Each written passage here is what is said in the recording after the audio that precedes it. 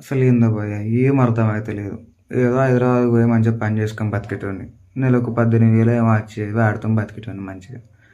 ఆ పైసలు మనకు సరిపోయేది. ఆ మధ్యలో రేవంత్ రెడ్డి ఏమో సర్వేర్ పోస్టులు, సర్వేర్ లైసెన్స్ సర్వేర్ అది అని పెట్టాను. అప్లై చేసి దిగితే వచ్చింది.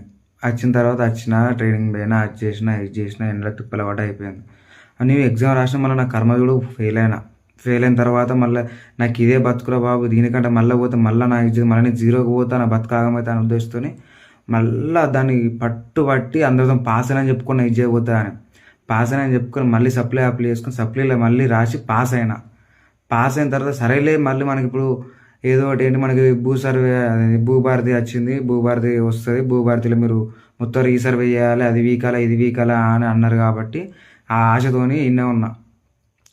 ఆ భూభారతి లేదు, ఆ రీసర్వే లేదు, ఏం లేదు, ఆ అప్డేట్ లేదు, ఏం లేదు. ఇక అటు ఇటు కాకుండా ఇప్పటికీ దగ్గర దగ్గర సంవత్సరం అవుతుంది.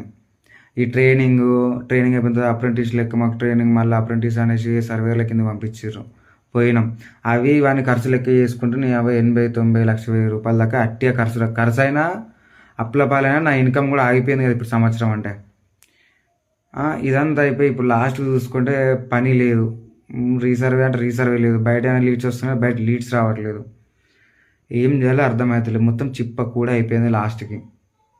ఇప్పుడు ఎవరిని ఏమనలేదు. మళ్ళీ లాస్ట్కి పోయి ఇప్పుడు అడక తినాలి ఇప్పుడు నేను. నాదే ఇట్లా చాలామంది ఇట్లా ఉన్నది, కానీ ఎవరేం చెప్పుకోవట్లేదు.